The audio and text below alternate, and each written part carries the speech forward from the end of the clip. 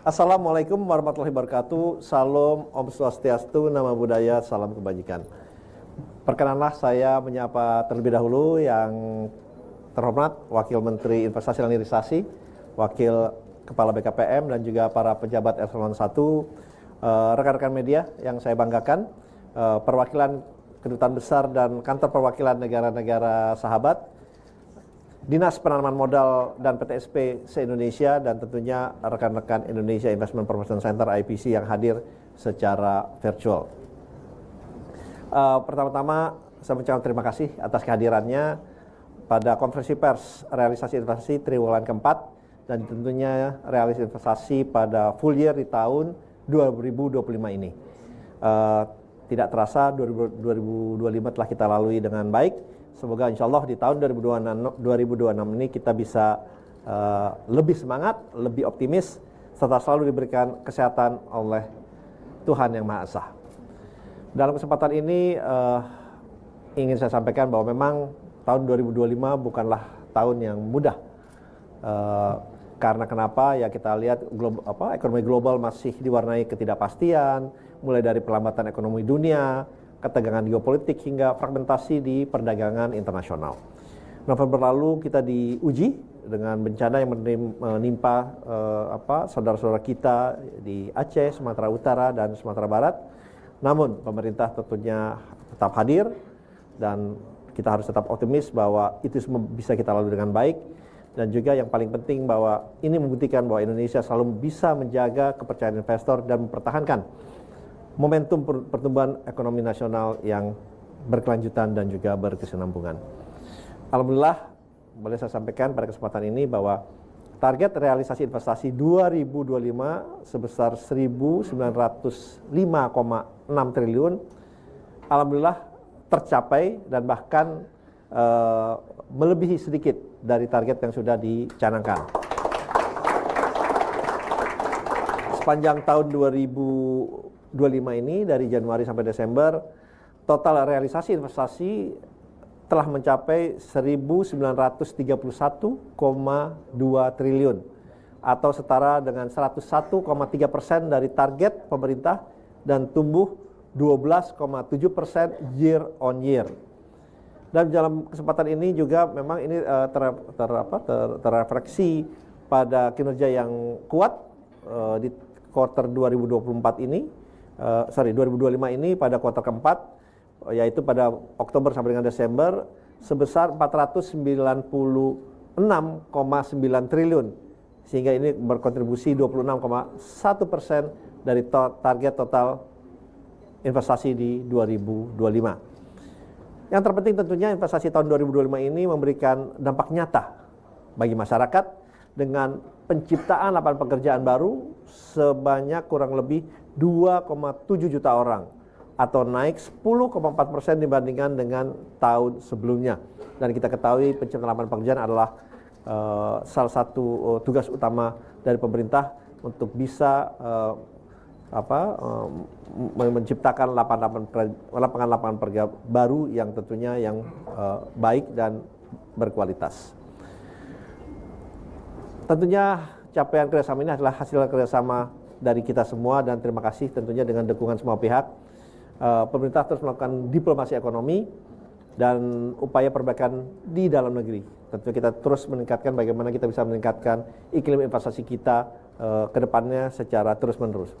Di kancah internasional kita ketahui bahwa Indonesia kita sangat aktif menyelesaikan beberapa Free Trade Agreement atau CEPA, Comprehensive Economic Partnership Agreement dengan beberapa negara, contohnya dengan Kanada, Indonesia-Kanada yang sudah ditandatangani kemarin pada bulan September, dan juga dengan Uni Eropa, EU CEPA, itu juga sudah mencapai kesepakatan substansi dengan target diratifikasi pada tahun ini. Dan in the proses kita juga masih akan gabung aksesi ke OECD dan CPTPP serta sedang mengoptimalkan juga RCEP yang melibatkan banyak negara tidak hanya di ASEAN dan juga negara-negara lain, sehingga ini akan memperkuat posisi dalam rantai pasok global dunia. Di dalam negeri kita pun coba meningkatkan iklim investasi kita, memberi kepastian dan juga memberikan clarity dan lebih kredibilitas diantaranya dengan PP yang sudah keluar, PP nomor 28 lebih tepatnya tahun 2025 yang sudah terbit pada bulan Juli kemarin di 2025 dalam memperbaiki dua hal mendasar. Pertama, sekarang kita sudah menetapkan batas waktu dari service level agreement antara kementerian, antara instansi secara jelas untuk tahapan proses perizinan. Jadi mereka harus comply dengan jangka waktu, terutama apabila mereka sudah sepakat dengan kami untuk mengeluarkan jangka waktu tertentu. Apabila mereka tidak mengeluarkan, kita bisa mengeluarkan secara otomatis, dan itu yang kita sebut dengan fiktif positif. Sehingga tercatat pada hingga Januari 14 ini, kita sudah mengeluarkan 175 perizinan melalui mekanisme fiktif positif, sehingga ini tentunya memberikan lebih ke confidence dan juga perbaikan dari segi waktu dan iklim investasi. Terakhir saya ingin meng-highlight sedikit mengenai sektor hilirisasi sumber daya alam. Memang menjadi kontributor penting, walaupun kita juga mendorong selalu hilirisasi di bidang-bidang lainnya, di bidang agriculture, fishery dan lain-lainnya, perkebunan, pertanian, tapi memang hilirisasi berkontribusi kurang lebih 30,2% dari total capaian realisasi inflasi pada tahun 2025 ini, tapi memang pertumbuhan ini meningkat cukup lebih tinggi pada kuartal 4 2025 ini sebesar 42,6% dibanding tahun sebelumnya. Sektor hilirisasi kami melihat akan terus diperluas seperti yang saya tadi sampaikan, tidak hanya di mineral tapi juga di sektor-sektor lainnya. Dengan capaian realisasi investasi ini, kita berharap akan mendukung tentunya pertumbuhan perekonomian Indonesia di tahun 2025 ini untuk terus berkembang, terus maju, dan juga tidak hanya dari segi besarnya nilai investasi itu sendiri, tetapi juga tentunya dari yang penting adalah penciptaan lapangan pekerjaan. Terima kasih. Wassalamualaikum warahmatullahi wabarakatuh. Waalaikumsalam warahmatullahi wabarakatuh. Terima kasih Pak Rosan, yang pastinya kita dukung untuk terus tumbuh perekonomian Indonesia. Tetapi kita sekarang akan langsung saja masuk ke paparan hasil capaian realisasi investasi. Mungkin kita bisa mulai dari triwulan 4 di tahun 2025 dulu, Pak Rosan. Di sini kita bisa lihat untuk resumenya. Ini bisa kita lihat, ini angkanya meningkat ya Pak ya, baik dari triwulan sebelumnya maupun dari year on year sebelumnya. Ya, memang sekarang mungkin kita mulainya dengan triwulan keempat dulu ya, Mbak Sarah ya. Nanti baru kita lihat the whole year-nya dari Januari sampai Desember. Tetapi yang ingin saya sampaikan memang di dalam triwulan keempat ini terjadi penguatan yang sangat baik ya, kurang lebih total realisasi investasi adalah 496,9 triliun. Kalau kita lihat dari year on year-nya kurang lebih peningkatan 9,7% dari 452,8 triliun dibandingkan oleh year on year-nya. Sehingga ini merefleksikan kurang lebih 26,1% dari target investasi 1.905,6 triliun. Dan penyerapan tenaga kerjanya di Indonesia pada kuartal ini mencapai 754.186 orang. Atau kembali lagi peningkatannya cukup sangat baik, adalah hampir 30% atau tepatnya 29,8%. Ya. Dan ini perbandingan dalam investasi dalam negeri dan luar negeri, sebetulnya kalau kita lihat perbedaannya tidak terlalu banyak. Tetapi kita lihat memang penanaman modal asingnya ini slightly higher dan penanaman modal dalam negerinya itu adalah 256,3 triliun atau 51,6%. Kembali lagi ini peningkatan 4,3% dari tahun sebelumnya. Dan dalam negeri investasinya itu meningkat 16,2% dari tahun sebelumnya dengan total 240,6 triliun atau 48,4% pada tahun ini. Ya, memang sedikit saja ya Pak ya perbedaannya, sangat slightly different, tetapi masih dominasi oleh asing. Sebenarnya apa yang menjadi faktor utama Pak Rosan sehingga penanaman modal asing ini lebih tinggi? Apa yang menjadi mereka sangat tertarik untuk Indonesia? Ya, sebetulnya kalau kita lihat pertumbuhan dalam negeri ini lebih tinggi kalau kita bandingkan year on year-nya ya. asingnya memang meningkatnya 4,3%, tapi kalau kita lihat dalam negerinya 16,2% gitu. Tetapi memang investasi luar negeri ini tetap terjaga karena mereka melihat bahwa di kuartal keempat ini kita menjaga selalu juga stabilitas dari politik, stabilitas ekonomi, itu yang mereka lihat, dan kebijakan-kebijakan kita terutama menyangkut bagaimana kita mencoba memperbaiki iklim investasi kita ini kan terus berjalan. Jadi we are to keep reforming ourselves in terms of policy, regulasi, dan yang lain-lain. Jadi ini direspons positif oleh para investor kita. Oke, baik Pak Rosan. Dan kita akan bergeser ini untuk kontribusi daerahnya sendiri Pak. Ini perbandingan Jawa dan juga luar Jawa. Ini sangat tipis perbedaannya, tapi masih dominasi oleh luar Jawa ya Pak untuk triwulan keempat. Iya, sebetulnya ya bedanya kurang lebih hanya kalau saya lihat hanya hampir 2 triliun ya. Tapi ya numbers is numbers, angkanya memang yang di luar Jawa slightly lebih tinggi, 249,4 triliun, dan yang di Jawa adalah 49,8% atau 247,5 triliun. Jadi perbandingannya kalau saya bilang sih seimbang lah ini, hampir sama. Dan kalau kita lihat lokasi secara lebih detail lagi, ini untuk 5 daerah utama ya Pak ya, untuk penyumbang investasi. Ya, ini daerahnya kelihatannya secara konsisten memang Jawa Barat ini masih memegang posisi awal pertama ya di 78,7 triliun, kemudian dilanjutkan oleh DKI sebesar 66,8 triliun atau 13,4%, Jawa Timur, Banten, dan yang menarik ya Sulawesi Tengah ini secara konsisten juga selalu among the top 5 gitu ya. Sulawesi Tengah, lately juga Maluku Utara. Jadi ini membuktikan bahwa hilirisasi kita terus berjalan secara berkesinambungan ya, dan nanti kita bisa lihat lagi breakdown angkanya di secara 1 tahun ke depan. Untuk kontribusi Jawa Barat sendiri mungkin bisa dielaborasi Pak, apa saja menjadi penggerak atau? Iya, kalau kita lihat kan memang manufaktur tuh banyak di daerah dari utaranya Jawa Barat. Jadi itu yang membuat mereka investasinya masuk ya, terutama di sektor-sektornya. Ini kita breakdown sampai daerahnya. Kita lihat memang Kerawang ini kan manufaktur di situ banyak sekali, Bekasi, Subang, Purwakarta, itu memang deretannya mereka kan ya. Dan ini kebanyakan dia ada di industri kertas dan percetakan, kawasan industri. Memang kita ketahui banyak sekali kawasan industri yang berjalan di situ, dan industri kendaraan bermotor juga. Ini investasi yang masuk, manufakturnya sedang berjalan. Ada 2 yang saya ingat, satu masih berjalan dari Vietnam dan juga dari China. Itu sedang berjalan manufakturnya. Dan terus tumbuh ya Pak Rosan. Ya. Baik, kita geser lagi Pak. Ini dari daerah kita akan lihat top sektor penyumbang investasi atau realisasi investasi di triwulan keempat. Ini didominasi oleh industri logam dasar, barang logam, bukan mesin, dan peralatan.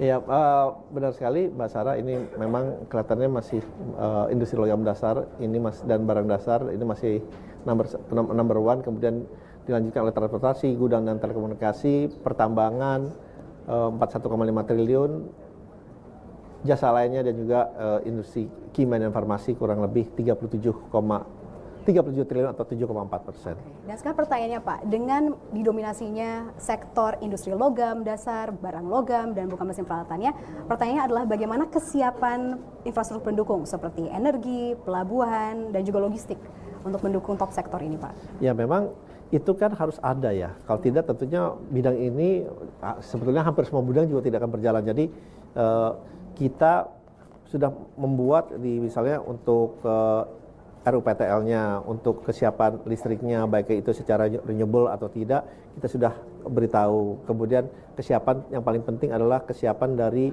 sumber daya manusianya. Jadi kan biasanya pada saat mereka bangun, ini kan butuh waktu mungkin 1,5-2 tahun, bahkan lebih. Nah, dalam jangka waktu itu, kita pastikan sumber daya manusianya itu siap pakai. Jadi kita sudah didik, skills yang kita sesuaikan, kita tingkatkan, sehingga pada saat nanti mereka dibutuhkan, itu mereka sudah benar-benar siap dan bisa berkontribusi langsung. Oke, jadi kita harapkan itu bisa secepatnya terjadi. Ya. Ya. Baik Pak Rosan, ini bisa kita lihat selanjutnya untuk negara-negara penyumbang realisasi investasi terbesar. Ini bisa kita lihat top 5 masih dominasi Singapura, tetapi ini Jepang berhasil masuk ke posisi kelima ya Pak ya, yang sebelumnya Amerika Serikat. Ya, ya Mbak Sarah masih ingat rupanya. Iya. Ini memang secara konsisten Singapura ini lebih dari 10 ya udah 10 tahun terakhir lebih memang selalu konsisten di nomor 1 dengan 4,8 miliar dolar atau 30,1% 4,8 miliar dolar. Dan yang kedua ini adalah emang kita masih memisahkan Hong Kong dengan RRT. Kalau kita gabung dua ini ya angkanya pasti melewati yang Singapura ya. Kalau kita gabung ini kan kalau kita gabung angkanya menjadi 5,5 miliar dolar. 5 miliar dolar. Kita lihat di Hong Kong itu 3,4 miliar dolar, kemudian di Tiongkok investasinya 2,1 miliar dolar. Malaysia ini juga investasinya 1,7 miliar dolar atau 10,9% dan Jepang. Jadi Jepang ini itu kalau kita lihat tuh bolak-balik dengan US atau dengan Korea. Nah ini biasanya ganti-gantian gitu dan sebetulnya juga dengan Malaysia. Jadi kita juga mencoba supaya semuanya bisa meningkat secara baik. Oke, Pak Rosan. Nah, sekarang kita akan geser dan melihat untuk realisasi investasi hilirisasi di Pak Rosan di triwulan keempat di 2025 yang menjadi penyumbang 30,7%. Ya, ya memang kita coba selalu meng-highlight juga di sektor hilirisasinya ini. Karena kita lihat trennya seperti yang saya sampaikan dulu ini kelihatannya makin meningkat.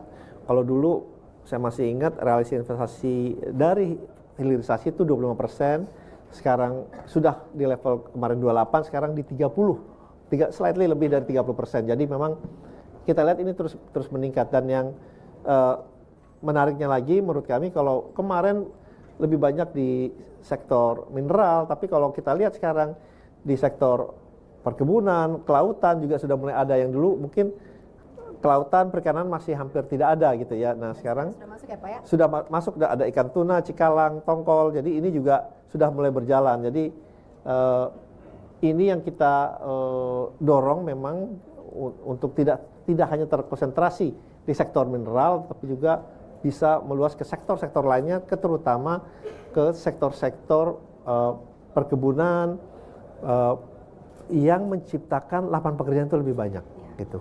Karena hilirisasi di mineral memang secara numbers itu tinggi, tapi memang kalau kita lihat, kita bandingkan dengan misalnya hilirisasi di bidang perkebunan gitu ya, mungkin jumlahnya tidak besar, tapi penciptaan lapangan pekerjaannya itu dampaknya itu jauh lebih besar gitu. Pak Rosan. Oke, kita lihat untuk perbandingan PMA dan juga PMDN-nya untuk hilirisasi memang sangat didominasi oleh PMA di sini Pak Rosan ya, angkanya. Betul.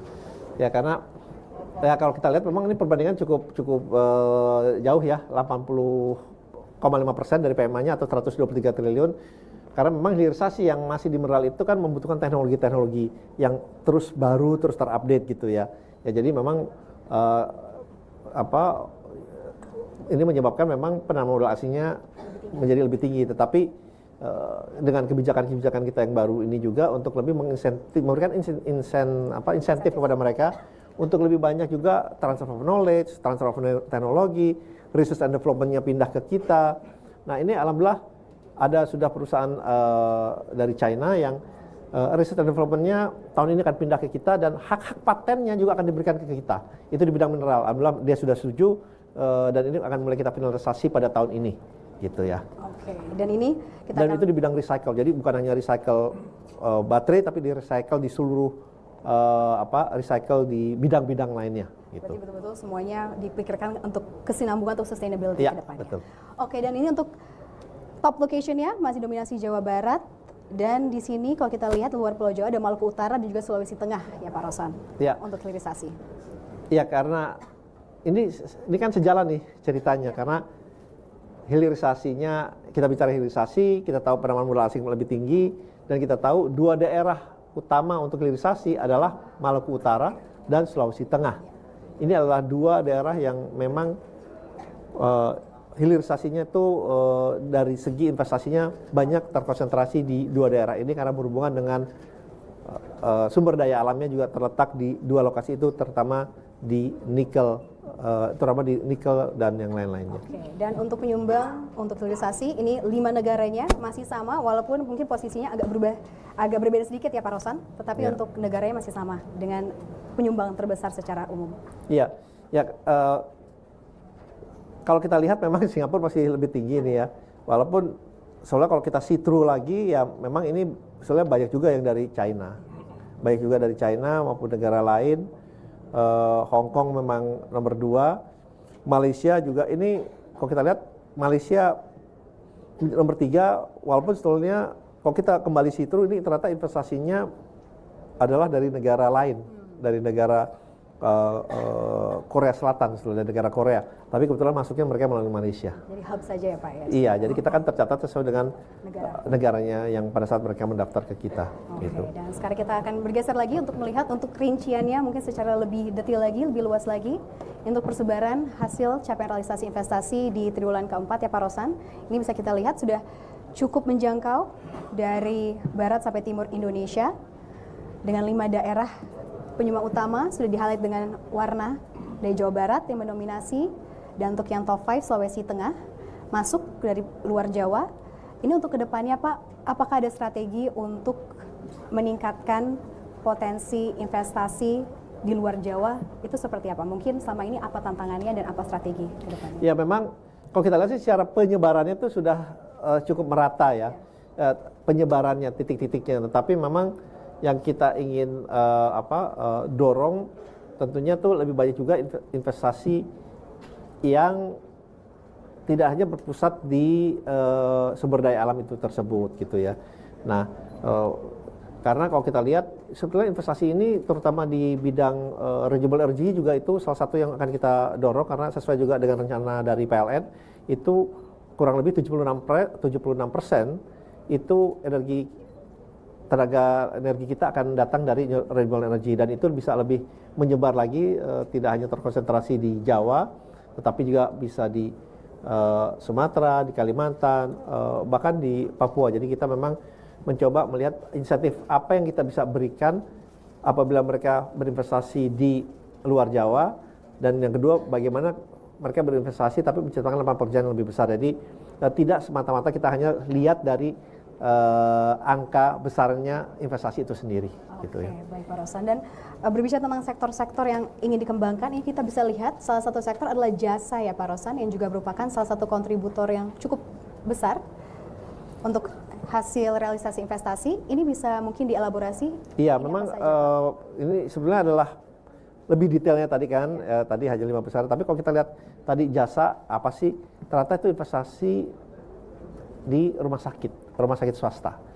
Itu investasi kurang lebih 8,2 triliun, kemudian juga aktivitas hosting, kemudian data, pengolahan data, ini kita melihat ini akan mengalami pelonjakan yang sangat signifikan juga dari pengolahan data ini, karena kita sudah mendapatkan dan melihat beberapa inquiries termasuk potensi investasi di pengolahan data, sehingga kami bisa sampaikan mungkin pengolahan data akan mengalami lonjakan yang cukup signifikan ke depannya.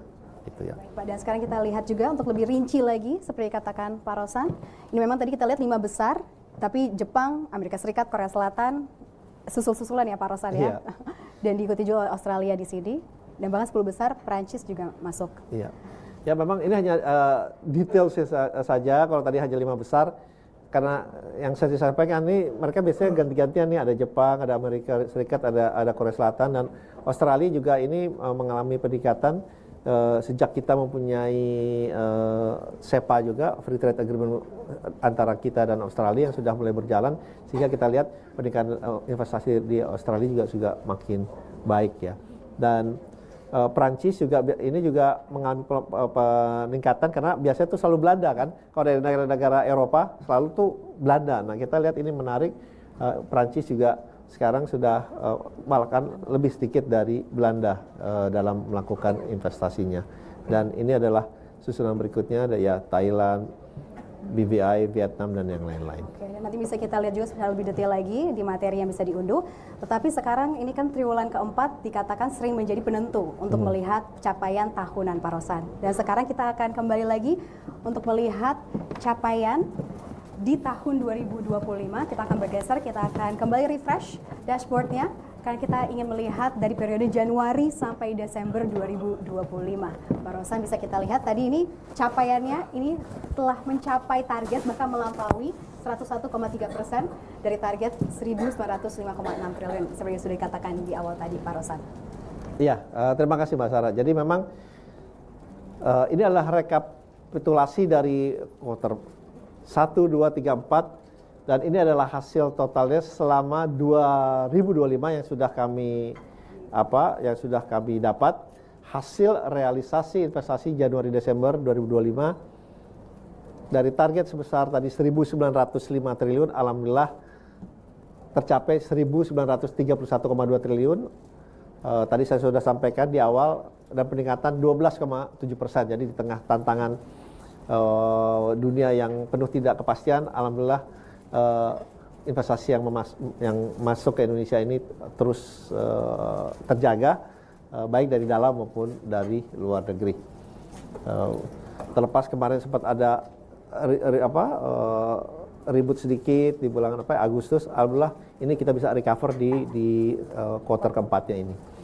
Dan paling penting ini yang ingin saya sampaikan adalah penciptaan lapangan pekerjaan, karena ini adalah tugas utama pemerintah. Ini adalah hal yang paling penting, yang paling esensial, yang dimana menjadikan parameter kita dalam kita melihat investasi yang masuk ke Indonesia. Ya, kurang lebihnya 2.710.532 orang atau peningkatan 10,4% dibandingkan tahun sebelumnya. Jadi ini yang ingin kami highlight, ini adalah penciptaan lapangan pekerjaan yang tercipta dari total investasi 1.931,2 triliun pada tahun 2025 ini. Dan ini untuk selanjutnya kita akan mau lihat juga penanaman modal asing dan juga dalam negeri. Pak Rosan, ini kalau kita lihat angkanya didominasi oleh PMDN dalam negeri, bahkan meningkat 26,6% dibandingkan tahun lalu. Ini mungkin bisa dielaborasi, dijelaskan pada kami semua, Pak. Ini mengapa menjadi faktornya meningkatnya kepercayaan investor dalam negeri? Ya, ya kalau kita lihat memang di dalam negeri ini peningkatannya lebih besar, jauh lebih besar daripada dalam negeri, daripada luar negeri, mohon maaf. Kurang lebih 26,6% atau 1.030,3 triliun. Dan kami melihat ini akan terus meningkat lebih besar lagi. Kenapa? Karena faktor Danantara. Karena sekarang kita sudah bisa berinvestasi sudah mulai lebih berjalan lagi. Kalau awal mungkin di Danantara itu, kebetulan saya juga kepala Danantara, itu kita menyiapkan orangnya dulu, menyiapkan peraturannya, regulasinya, PP-nya, sehingga kita baru bisa investasi di bulan Oktober, dan sekarang kita akan berinvestasi lebih banyak lagi di tahun 2026 ini, baik itu di bidang kesehatan, di bidang hilirisasi, di bidang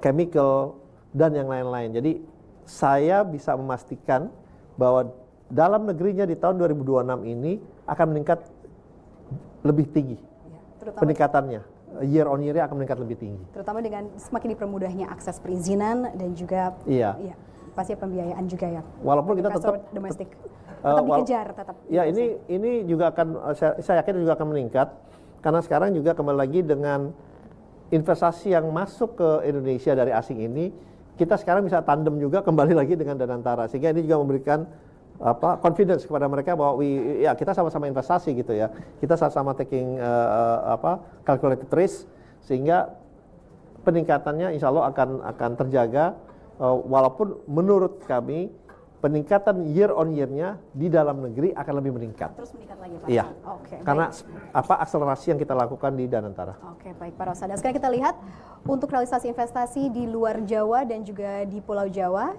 ini tetap lebih tinggi di luar Jawa, di sini 51,3%, Pak Rosan, secara 1 tahun di 2025. Ya, kelihatannya ini masih berbanding lurus dengan kuartal keempatnya ya. Di luar Jawanya 991,2 triliun atau 51,3%, dan di Jawanya sendiri 48,7% atau 940 triliun. Dan tentunya kita bisa lihat di bawahnya ini adalah breakdown-nya. Kita lihat breakdown-nya.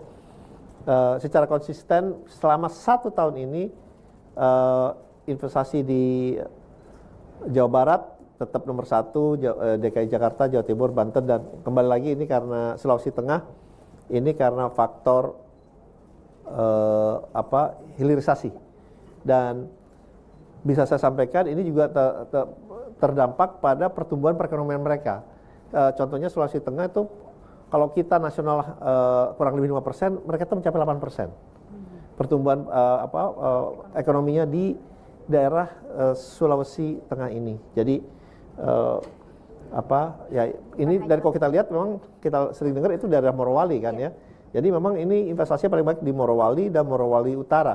Karena memang di dua daerah itu yang relatif investasinya boleh saya bilang terkonsentrasi di situ karena memang sumber daya alam kita paling besar di daerah Sulawesi Tengah ini berada di daerah Morowali dan Morowali Utara. Oke, berarti dampaknya betul-betul dirasakan oleh masyarakat dengan meningkatnya perekonomian di daerah tersebut. Iya, bukan hanya lapangan pekerjaan tapi juga faktor perekonomiannya itu bisa terukur meningkatnya 8% jauh di atas perekonomian nasional yang 5% lebih ini. Oke, dan di tahun 2025 Sulawesi Tengah, tapi di tahun 2026 ini apakah ada daerah lain Pak? Ini proyeksikan ini bisa untuk terus dikejar, ditingkatkan, bahkan mungkin masuk juga nih di top location nanti. Ya, kami memperkirakan tadi untuk karena hilirisasinya kembali lagi itu Maluku Utara, itu juga investasinya kita lihat ke depannya itu akan cukup banyak masuk juga ke Maluku Utara. Dan sekarang saja saya lihat pertumbuhan perekonomian Maluku Utara juga itu mencapai lebih dari 20%. Jauh di atas nasional, kontribusi dari hilirisasi ternyata berdampak sangat positif terhadap daerah Maluku Utara. Untuk masyarakatnya sendiri. Iya. Baik Pak Rosan, kita geser ke sini untuk melihat penyumbang sektor untuk realisasi investasinya sendiri. Untuk top 5-nya masih di industri logam dasar, barang logam, bukan mesin pelatannya untuk nomor 1, tapi masih ada, seperti katakan tadi, ada jasa lainnya di urutan keempat, bahkan untuk perumahan, kawasan industri dan perkantoran juga masuk, Pak Rosan. Ya, kalau saya rasa konsisten ya dengan kita lihat dari cerminan kuartal setiap kuarternya dari kuartal 1 maupun sampai ke kuartal 4, saya rasa ini cukup konsisten angkanya ya. Industri logam dasar ya, barang logam bukan mesin dan peralatan itu 262 triliun atau 13,6%, disusul oleh transportasi, gudang dan telekomunikasi 211 triliun atau 10,9%. Pertambangan ini secara konsisten juga selalu nomor 3 itu atau nomor 2 kadang-kadang itu 199,6 triliun atau 10,3%. Jasa lainnya 8,8% dan juga perumahan, kawasan industri dan perkantoran ini 140,4 triliun. Nah, tapi ada yang ingin saya sampaikan. Kami melihat nanti nomor 5 ini perumahan dan kawasan industri terutama ini akan meningkat cukup signifikan. Karena kembali lagi ini investasi di bidang perumahan baik dalam maupun luar negeri kita sudah lihat di pipeline-nya ini akan meningkat cukup signifikan. Ya, ini mungkin dan ini disebabkan karena program Bapak Presiden yang diterjemahkan oleh Kementerian Perumahan, sehingga kita lihat ini akan mengalami peningkatan yang signifikan termasuk juga kawasan industrinya. Okay. Ya, jadi dua hal ini di tahun ini akan mengalami peningkatan yang cukup signifikan, mungkin bisa menggeser sektor-sektor lainnya. Oke, baik, kita nantikan tahun ini ya Pak Rosan ya. Dan sekarang kita akan lihat untuk penyumbang realisasi investasi untuk secara 1 tahun tetap di Singapura. Pak Rosan, mungkin kalau misalnya kita bisa lihat lebih detail lagi, memang Singapura paling konsisten ya di tahun ini, bahkan di setiap triwulan menjadi penyumbang paling besar, paling utama. Ini didukung oleh sektor mana saja Pak untuk dari Singapura ini sendiri? Ya, memang kalau kita lihat mereka terdaftar di Singapura ini ya dengan nilai 17,4 triliun atau 30,9%. Kembali lagi ya sesuai dengan nomor 1 industri logam dasar, barang logam dan bukan mesin itu menjadi nomor 1-nya. Itu kurang lebih 5.1 billion US dollar. Kemudian jasa lainnya itu 2.5 billion US dollar, baru transportasi, industri makanan 1 billion US dollar dan disusul oleh pertambangan. Dan kalau kita lihat ya ada 3 daerah sebetulnya yang masuk dari Singapura itu ya ini pertama, ini kan hilirisasi nih Sulawesi Tengah dan Maluku Utara. seperti yang saya sampaikan. Baik. Gitu. Oke Pak Rosan, sekarang kita akan geser dan melihat seperti yang disinggung Pak Rosan tadi, hilirisasi untuk realisasi investasi hilirisasi dari bulan Januari sampai Desember 2025. Ya. Ini senilai atau sudah mencapai angka 584,1 triliun rupiah dan menyumbang 30,2% dari total realisasi investasi, dan bahkan realisasi sektor hilirisasi di tahun 2025 ini berhasil naik 43,3%, Pak Rosan. Ya, memang hilirisasi di berbagai sektor ini sudah mulai berjalan sangat baik, terakselerasi. Kembali lagi saya ingin sampaikan, bukannya di mineral yang memang secara konsisten biasanya kalau kita bicara hilirisasi biasanya kliknya ke mineral gitu ya. Nah, sekarang kita lebih introduce ke perkebunan. Ini sudah kita lihat alhamdulillah nilainya juga sudah 82,3 triliun di kehutanan, minyak bumi, gas bumi, batu bara, kelautan. Nah, kita melihat ini nanti di perikanan akan mengalami peningkatan nih, terutama di perikanan. Saya tahu investasinya akan cukup besar, akan masuk ini di daerah untuk tahun ini di perikanan dan juga di perkebunan. Jadi ini dua ini akan mengalami peningkatan menurut saya cukup signifikan di tahun ini. Terutama perikanan ya, terutama perikanan. Dan Pak Rosan, ini kan seringkali hilirisasi disebutkan sebagai game changer. Ya. Tapi sejauh mana atau sebesar apa dampak downstreaming ini terhadap nilai tambah investasi itu sendiri? Ya, kalau kita bicara hilirisasi, itu hilirisasi apa sih? Itu disebut value added ya kan, nilai tambah yang kita mau capture di Indonesia. Kenapa kita mau capture di Indonesia? Ya, karena memang dampak secara ekonomisnya itu berkali-kali lipat. Itu yang pertama. Kedua, tentunya penciptaan lapangan pekerjaan. Yang ketiga, ya tentunya ini akan berpengaruh terhadap pertumbuhan perekonomian kita. Dan yang keempat, ya kita ingin manufacturingnya semuanya itu ada di kita, sehingga kita juga bisa meningkatkan sumber daya manusia kita, gitu ya. Dengan teknologi yang baru, mereka bisa langsung belajar secara langsung. Jadi hal-hal itu yang tertuang dalam hilirisasi tidak semata-mata hanya untuk kepentingan ekonomi saja, tapi juga untuk kepentingan yang lebih besar lainnya. Dan hilirisasi kelapa sawit juga kita akan dorong terus, dan di boksit juga akan meningkat nih, saya yakin. Karena sudah lihat juga di pipeline di tahun ini di boksit, kemudian jadi aluminium itu juga investasinya juga cukup besar di tahun ini. Saya lihat ada 4 minimum yang akan mulai. Oke, itu dia nanti kita nantikan terus. Pak Rosan, sekarang kita akan kilas balik terlebih dahulu kembali. Ini untuk penanam modal untuk sektor hilirisasi masih didominasi oleh asing sebesar 73,5% akumulatif, dan juga masih di luar Jawa, masih konsisten sama ya Pak Rosan ya? Iya, masih sama saya rasa. Karena ini kita bicara hilirisasi yang terrealisasi di Januari Desember, memang asing, investasi asing perbedaannya cukup signifikan ya, 429,6 triliun atau 73,5% berbanding dengan dalam negeri yang kurang lebih 26,5%. Jawa luar Jawanya juga relatif luar Jawa lebih tinggi ya, kita tahu bersama, karena di sini kalau year on year-nya kita lihat Sulawesi Tengah dan Maluku Utara mendominasi di hilirisasi, sehingga ini berbanding lurus dengan investasi hilirisasi luar Jawa yang jauh lebih tinggi atau 71,1% dibandingkan Jawa yang 28,9%. Jadi saya rasa ini angka-angka ini, statistik ini sesuai dengan kenyataan atau fakta yang ada, baik dari segi industrinya, baik dari segi dalam maupun luar negerinya, maupun dari Jawa luar Jawanya. Ya. Baik, dan negaranya juga masih konsisten, kurang lebih sama ya Pak ya? Amerika Serikat kembali masuk jika kita lihat 1 tahunnya. Iya, betul. Kalau 1 tahunnya memang ya konsisten lah. Kalau saya lihat 1, 2, 3-nya masih konsisten. Nomor 4 sama 5-nya nih yang kejar-kejaran ganti-gantian posisi berubah. Malaysia, Amerika Serikat, Jepang, Korea biasanya itu memang berputar mereka ya. Tapi ya dalam full whole year, Singapura ini memang hampir 8 miliar dolar ya, 7,9 miliar dolar untuk investasi di hilirisasi dalam 1 tahun ini. Kemudian kedua adalah Hong Kong, ketiga RT kurang lebih 4,8 miliar dolar, dilanjutkan oleh Malaysia dan juga oleh Amerika Serikat kurang lebih 1,6 miliar dolar. Itu tadi untuk sektor hilirisasi, dan sekarang kita kembali melihat secara lebih luas Pak rincian realisasi investasi. Ini satu Indonesia secara lebih detail lagi. Tadi sudah dikatakan untuk luar Jawa, Sulawesi Tengah, dan di sini untuk angka Maluku Utara yang diproyeksikan oleh Pak Rosan tadi, ini 90,7 triliun ya Pak Rosan. Mungkin kita bisa lihat juga Pak Rosan di sini Ya. untuk yang diproyeksikan untuk di tahun ini bisa masuk top 5 juga. Ya, untuk sektor. memang kalau ini kan lebih kepada angka yang sudah terjadi di tahun sebelumnya. Dan angkanya ini kemudian akan terus meningkat, terutama di Maluku Utara dan Morowali ini akan terus meningkat. Kalau kita lihat sekarang sudah di 90,7 triliun, di daerah Morowali ini 127,2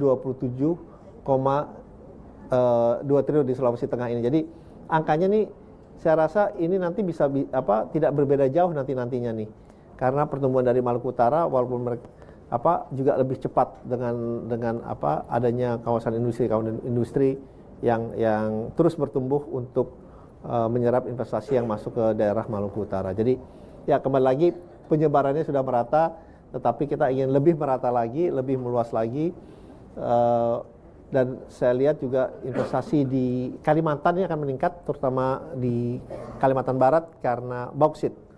Jadi ini juga tahun ini akan meningkat di Kalimantan, saya yakin akan meningkat cukup signifikan juga. Kata Pak Rosan tadi sudah ada pipeline-nya, tinggal kita tunggu realisasinya.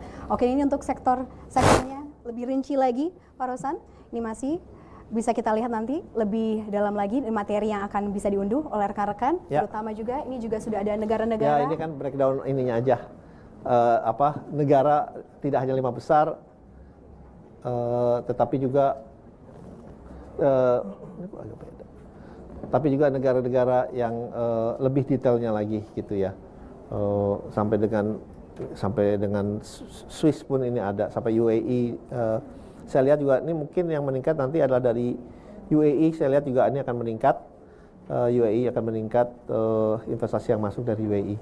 Di bidang renewable energy karena mereka juga sudah ada komitmen dengan kami juga gitu ya. Tahun 2026 ini di tengah seperti Pak Rosan katakan tadi ketidakpastian global yang terus meningkat, ini bagaimana strategi atau mungkin faktor-faktor yang disiapkan oleh Indonesia untuk tetap meyakinkan mereka para potential investors dari luar negeri untuk menanamkan modal di Indonesia? Ya, yang paling penting adalah mereka itu tahu bahwa investasi itu adalah is about taking a risk, a calculated risk. Tapi yang mereka tidak suka itu adalah uncertainty, ketidakpastian. Nah, yang kita coba lakukan adalah kita mereduksi dengan tajam uncertainty atau ketidakpastian, tetapi kita berikan secara terbuka poin-poin hal-hal apabila mereka mau investasi di Indonesia, ini resiko-resikonya, gitu. Jadi hal itu yang perlu kita harus terus perbaiki, gitu. Saya sering kasih contoh gitu ya, bahwa kita kasih tahu, mau investasi di daerah A, ada listriknya gitu. Maksudnya kita kasih detail, listriknya ada tapi cuma hanya 6 jam. Itu pun dari jam misalnya 6 pagi sampai 12 siang. Jadi detail itunya yang lebih kita harus beritahu gitu. Kita tidak bisa hanya bilang, sudah ada, tapi kita tidak memberikan certainty-nya lagi supaya mereka lebih memahami sehingga mereka bisa menghitung resiko-resiko pada saat mereka berinvestasi di Indonesia. Mereka lebih yakin dan juga lebih percaya untuk invest their money di Indonesia. Baik, Pak Rosan, terima kasih atas paparannya. Kita akan segera masuk ke sesi tanya jawab dan diskusi dengan rekan-rekan media. Tetapi sebelumnya kami persilakan Pak Rosan untuk bersiap terlebih dahulu. Terima kasih sekali lagi untuk penjelasan komprehensif. Terima kasih, Mbak Sarah. Thank you, makasih. Terima kasih.